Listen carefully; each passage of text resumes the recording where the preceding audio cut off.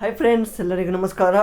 ಇವತ್ತಿನ ಈ ಒಂದು ವಿಡಿಯೋದಲ್ಲಿ ಹಿಂದಿನ ಒಂದು ವರ್ಷಗಳಲ್ಲಿ ಕೇಳಲಾದಂಥ GK ಪ್ರಶ್ನೆಗಳನ್ನು ಚರ್ಚೆ ಮಾಡುವ. ಫ್ರೆಂಡ್ಸ್, ಈ ಒಂದು ಪ್ರಶ್ನೆಗಳು ಮುಂಬರುವ ಎಲ್ಲ ಒಂದು KPSC ಆಗಲಿ ಅಥವಾ KEAಯಿಂದ ಕಂಡಕ್ಟ್ ಮಾಡುವಂಥ ಎಲ್ಲ ಒಂದು ಪರೀಕ್ಷೆಗಳಿಗೆ ಉಪಯುಕ್ತ. So let's go to first question. Bharat ಸಂವಿಧಾನದಡಿ ಇದು ನಾಗರಿಕರ ಮೂಲಭೂತ ಕರ್ತವ್ಯವಲ್ಲ. ಸೊ ಇಲ್ಲಿ ಎ ಇದೆ, ಬಿ ಇದೆ, ಸಿ ಇದೆ. ಬಟ್ಟು ಈ ಒಂದು ಸಕ್ರಿಯವಾಗಿ ಬಡವರ ಉದ್ಧಾರಕ್ಕಾಗಿ ಶ್ರಮಿಸುವುದು ಇದು ಮೂಲಭೂತ ಕರ್ತವ್ಯವಲ್ಲ. ನೆಕ್ಸ್ಟ್, ಸರ್ಕಾರದ ಸ್ವರೂಪವನ್ನು ಭಾರತದ ಸಂವಿಧಾನ ಯಾವ ದೇಶದಿಂದ ಎರವಲು ಪಡೆದಿದೆ? ಬ್ರಿಟನ್.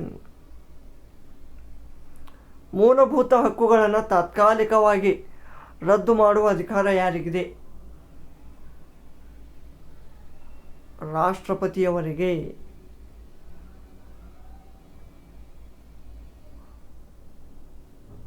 ನೆಕ್ಸ್ಟ್, ರಾಜ್ಯಸಭೆಯ ಸದಸ್ಯತ್ವದ ಅವಧಿ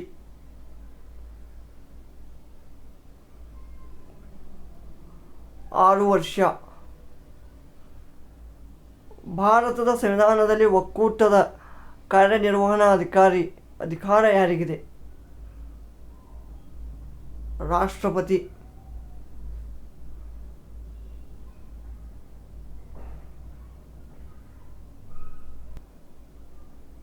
ನೆಕ್ಸ್ಟ್ ಕ್ವೆಶ್ಚನ್ ನೋಡಿ, ಪಾಕಿಸ್ತಾನದ ಈಗಿನ ಪ್ರಧಾನಮಂತ್ರಿ ಯಾರು? ಸೊ ಇದು 2002 ಅಲ್ಲಿ ಕೇಳಿದ ಪ್ರಶ್ನೆ. ಆ ಒಂದು ಟೈಮಲ್ಲಿ ಮೀರ್ ಜಫರುಲ್ಲಾ ಜಮಾಲಿ ಇದ್ದರು. ಸೊ ಈಗ ಸದ್ಯಕ್ಕೆ ಇರೋರು ಯಾರಪ್ಪ ಅಂದರೆ ಶಹಬಾಜ್ ಶರೀಫ್. ನೆಕ್ಸ್ಟ್ 2001 ಒಂದು ದಾದಾ ಸಾಹೇಬ್ ಫಾಲ್ಕೆ ಪ್ರಶಸ್ತಿ ಪಡೆದವರು ಯಾರು? ಎಸ್ ಚೋಪ್ರಾ.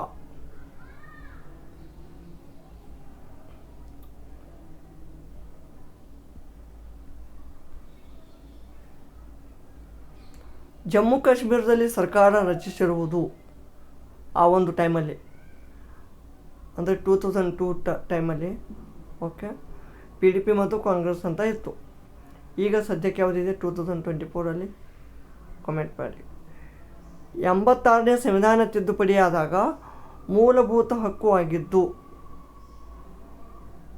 ಉಚಿತ ಮತ್ತು ಕಡ್ಡಾಯ ಪ್ರಾಥಮಿಕ ಶಿಕ್ಷಣ.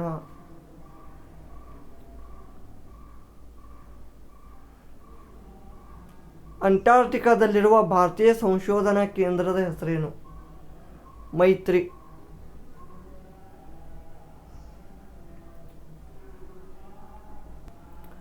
ಯಾವ ರೀತಿಯ ಮಣ್ಣು ನೆನೆದಾಗ ಉಬ್ಬುತ್ತದೆ ಮತ್ತು ಒಣಗಿದಾಗ ಬೆರೆಯುತ್ತದೆ? ಕಪ್ಪು ಮಣ್ಣು.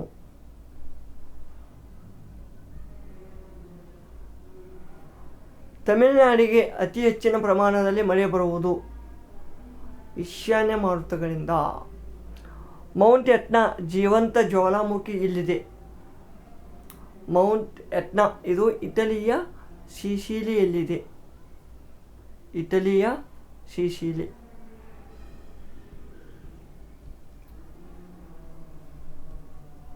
ಉತ್ತರ ಭಾರತದ ಮೈದಾನ ಪ್ರದೇಶಗಳಲ್ಲಿ ಬೀಸುವ ಬಿಸಿ ಗಾಳಿಯ ಹೆಸರು? ಲೂ. ರಾಜಸ್ಥಾನದಲ್ಲಿ ಫೇಮಸ್ ಇದೆ. ಅತ್ಯಂತ ಉದ್ದ ಸಮುದ್ರ ತೀರ ಹೊಂದಿದ ರಾಜ್ಯ? ಗುಜರಾತ್. ಸೊ ಈ ಒಂದು ಕ್ವಶನ್ಸ್ಗಳನ್ನು ಸ್ಕಿಪ್ ಮಾಡ್ತೀನಿ ನಾನು.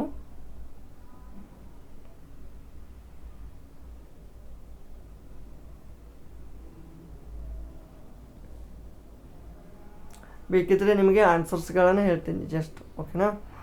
ಇಲ್ಲಿ ನಾವು GK ಅಷ್ಟೇ ಡಿಸ್ಕಸ್ ಮಾಡೋಣ. 16D ಡಿ ಆಗುತ್ತಾ. ಆಮೇಲೆ ಮೊಮ್ಮಗಳು, ಆಮೇಲೆ 18ನೇದು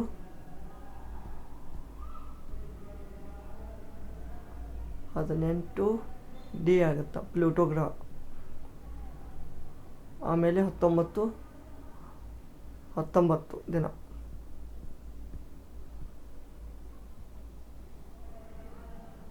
ಆಮೇಲೆ 20ನೇದು, ಈಗ ನೋಡಿ ಇದು 20ನೇದು ಸ್ವಲ್ಪ ಲಾಜಿಕಲ್ ಇದೆ. ಒಂದು ರಸ್ತೆ ಅಪಘಾತವಾದ ಸ್ಥಳಕ್ಕೆ ಆಗ ತಾನೇ ಬಂದಿದ್ದೀರಿ. ಗುಂಪಿನಲ್ಲಿ ಕೆಲವರು ನಿಮ್ಮ ಮೇಲೆ ಸುಳ್ಳು ಆರೋಪ ಮಾಡುತ್ತಾರೆ. ನೀವು ಗಾಯಾಳುವನ್ನು ನೋಯಿಸಿದ್ದಕ್ಕಾಗಿ ದೂಷಿಸುತ್ತಾರೆ. ಆಗ ನಿಮ್ಮ ಪ್ರಪ್ರಥಮ ಕರ್ತವ್ಯವೇನು?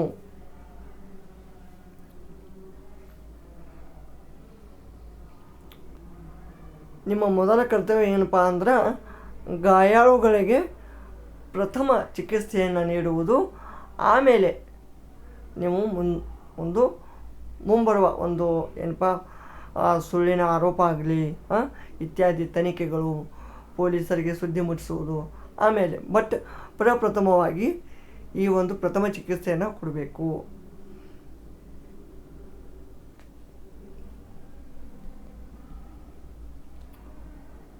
ಅಕ್ರಮ ಬಂಧನದಲ್ಲಿರುವ ವ್ಯಕ್ತಿಗೆ ಇದು ಪರಿಹಾರ ಪಡೆಯುವ ಮಾರ್ಗ. ಹೈಕೋರ್ಟ್ ಅಥವಾ ಸುಪ್ರೀಂ ಕೋರ್ಟ್ನಲ್ಲಿ ಹೇಬಿಯಸ್ ಕಾರ್ಪಸ್ ಆಜ್ಞಾಪತ್ರ ಅಥವಾ ರಿಟ್ ಆಫ್ ಹೇಬಿಯಸ್ ಕಾರ್ಪಸ್, ಈ ಒಂದು ರಿಟ್ ಮುಖಾಂತರ ಪರಿಹಾರವನ್ನು ಪಡಿಬೋದು. ಭಾರತದ ಸಂವಿಧಾನದ ಅಡಿಯಲ್ಲಿ ಅಸ್ಪೃಶ್ಯತೆ ಆಚರಣೆಯನ್ನು ತೊಡೆದು ಹಾಕಿದ್ದು ಆರ್ಟಿಕಲ್ 17. ಭಾರತ ಸಂವಿಧಾನದ ಪ್ರಸ್ತಾವನೆಯಲ್ಲಿ ಈ ಕೆಳಗಿನ ತತ್ವ ಒಳಗೊಂಡಿದೆ: ಧಾರ್ಮಿಕ ನಂಬಿಕೆ ಮತ್ತು ಪೂಜಾ ಸ್ವಾತಂತ್ರ್ಯ, ಸ್ಥಾನಮಾನ ಮತ್ತು ಅವಕಾಶಗಳಲ್ಲಿ ಸಮಾನತೆ, ಸಾಮಾಜಿಕ ನ್ಯಾಯ, ಮೇಲಿನ ಎಲ್ಲ ತತ್ವಗಳು.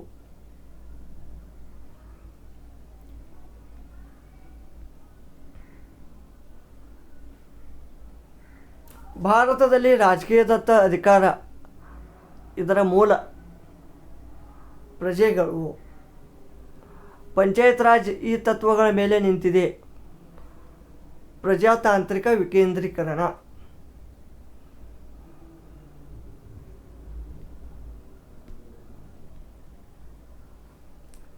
ಇತ್ತೀಚೆಗೆ ನೊಬೆಲ್ ಬಹುಮಾನ ಪಡೆದವರು ಅಂದರೆ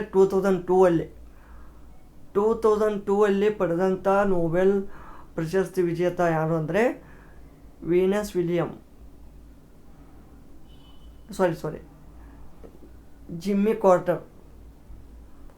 ಆಪ್ಷನ್ ಎ ಕರೆಕ್ಟ್. ಆಮೇಲೆ 2002ನೇ ಸಾಲಿನಲ್ಲಿ ವಿಂಬಲ್ಡನ್ ಮಹಿಳಾ ಪ್ರಶಸ್ತಿ ಗೆದ್ದದ್ದು ಸೆರೆನಾ ವಿಲಿಯಮ್ಸ್. ಬುಸಾನ್ ಏಷ್ಯಾ ಕ್ರೀಡಾಕೂಟದಲ್ಲಿ ಮಾದಕ ವಸ್ತು ಸೇವನೆ ವಿವಾದಕ್ಕೆ ಸಿಲುಕಿದ ಕ್ರೀಡಾಪಟು ಸುನಿತಾ ರಾಣಿ.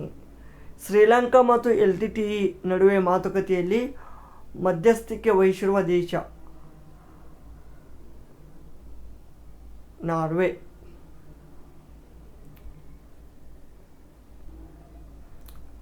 ಭಾರತದ ಸಂಸತ್ತಿನ ಮೇಲೆ ದಾಳಿ ನಡೆದಿದ್ದು 2001ನೇ ಸೆಪ್ಟೆಂಬರ್ 11ರಂದು. ನೆನಪಿರಲಿ, 2001 ನೋಡಿ, ವರ್ಷವನ್ನು ಸೇಮ್ ಕೊಟ್ಟಿದ್ದಾರೆ, ಬಟ್ ನಿಮಗೆ ದಿನಾಂಕ ಕರೆಕ್ಟಾಗಿ ಗೊತ್ತಿರಬೇಕು. 2001 ಸೆಪ್ಟೆಂಬರ್ 11, ನಾನು ಡಿಸೆಂಬರ್ ಅಂದೆ, ಸೆಪ್ಟೆಂಬರ್ 11ರಂದು.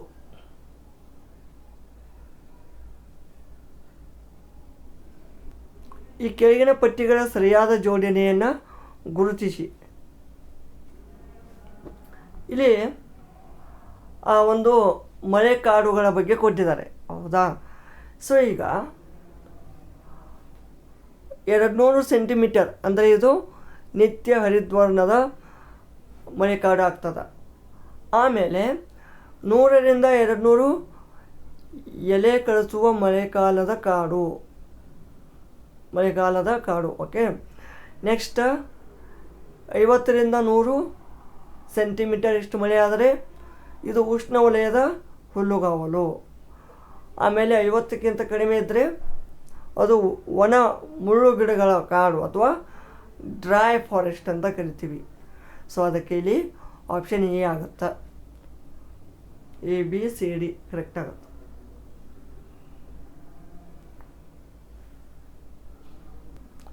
ಕೆಂಪು ಕಲ್ಲಿಗೆ ಅಥವಾ ರೆಡ್ ಗ್ರಾನೈಟ್ ಪ್ರಸಿದ್ಧವಾದದ್ದು ನಮ್ಮ ಕರ್ನಾಟಕದಲ್ಲಿ. ಇಳಕಲ್ನಲ್ಲಿ ಇದು ರೆಡ್ ಗ್ರಾನೈಟ್ ಪ್ರಸಿದ್ಧವಾಗಿದೆ. ಮಣ್ಣಿನ ಸತ್ವವನ್ನು ಹೆಚ್ಚಿಸುವುದು, ಸರದಿಯ ಮೇಲೆ ಬೇರೆ ಬೇರೆ ಬೆಳೆ ಇಡುವುದು, ಭೂಮಿಯನ್ನು ಉತ್ತು ಬಂಜರ ಬಿಡುವುದು, ಆಮೇಲೆ ಮಿಶ್ರ ಬೆಳೆಯನ್ನು ಇಡುವುದು, ಮೇಲಿನ ಎಲ್ಲವೂ ಇವೆಲ್ಲ ಮಾಡಬೇಕು. ಇವೆಲ್ಲ ಮಾಡಿದ್ರೆ ಮಣ್ಣಿನ ಫಲವತ್ತತೆ ಹೆಚ್ಚಾಗುತ್ತದೆ.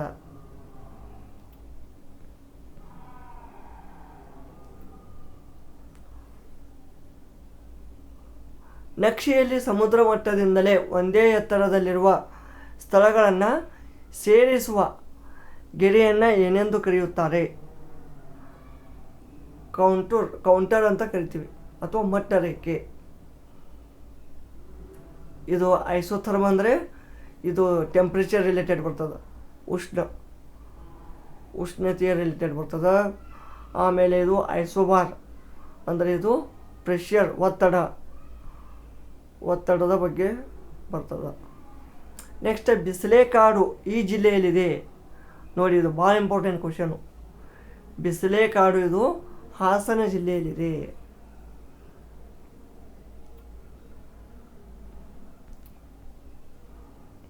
ಹಿಡ್ಕಲ್ ಆಣೆಕಟ್ಟು ಈ ನದಿಗೆ ಕಟ್ಟಲಾಗಿದೆ.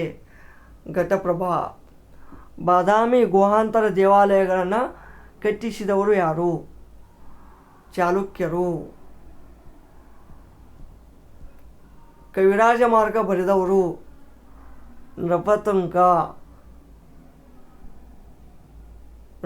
ಅಂದರೆ ಅಮೋಘ ವರ್ಷ ನೃಪತುಂಗ. ತಲಕಾಡು ದೇವಾಲಯಗಳನ್ನು ರಚಿಸಿದವರು ಯಾರಪ್ಪ? ತಲಕಾಡು ದೇವಾಲಯ. ಸೊ ಇಲ್ಲಿ ಕೊಟ್ಟಂಥವರಲ್ಲಿ ಯಾರೂ ಇಲ್ಲ, ಬಟ್ ಅವರು ಯಾರು ಅಂತ ಪ್ಲೀಸ್ ಕಮೆಂಟ್ ಮಾಡಿ.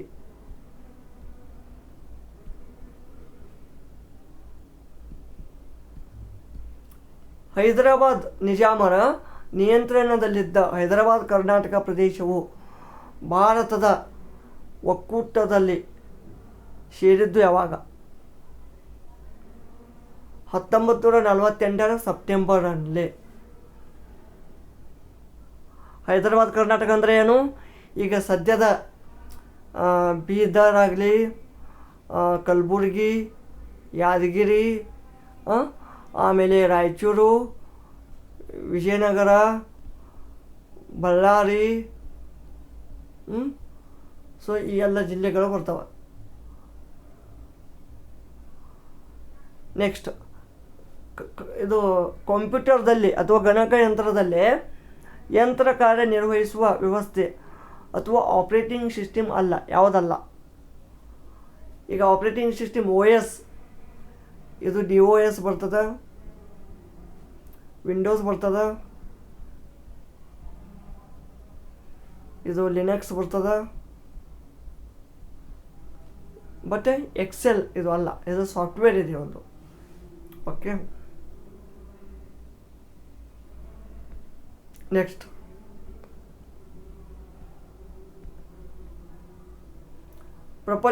ಪ್ರಪಂಚದಾದ್ಯಂತ ನಿರ್ಮೂಲನೆಗೊಂಡಿರುವ ರೋಗ ಆ ಒಂದು ಟೈಮಲ್ಲಿ ಸಿಡುಬು.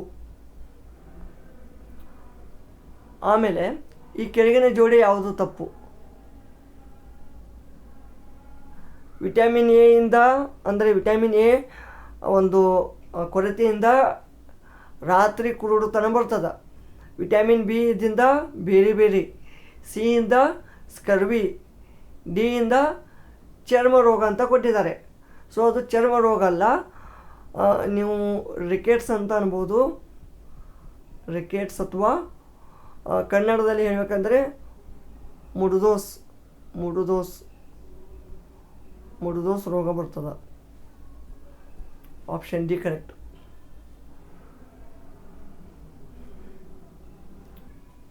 ಈರುಳ್ಳಿ ಮಾರ್ಪಟ್ಟಿದ್ದು, ಈರುಳ್ಳಿ ಇದೊಂದು ಏನು ಅಂದಂಗೆ. ಇದು ಒಂದು ಕಾಂಡ, ಅಂದರೆ ಕಾಂಡದ ರೂಪದಲ್ಲಿರ್ತದ ಈರುಳ್ಳಿ.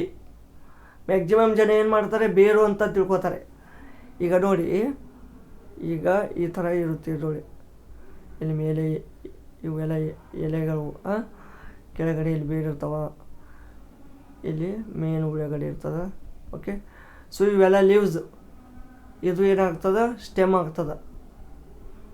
ಇವು ಸಣ್ಣ ಸಣ್ಣ ಇರ್ತಾವಲ್ಲ, ಇವು ರೂಟ್ಸ್. ಸೊ ಅದಕ್ಕೆ ಇದು ಕಾಂಡ. ನೆಕ್ಸ್ಟ್, ಬಯೋಗ್ಯಾಸ್ನಲ್ಲಿ ಪ್ರಮುಖವಾಗಿರುವುದು ಯಾವುದು?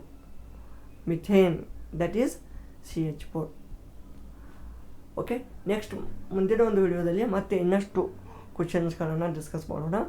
ಅಲ್ಲಿಯವರೆಗೆ ನಮಸ್ಕಾರ.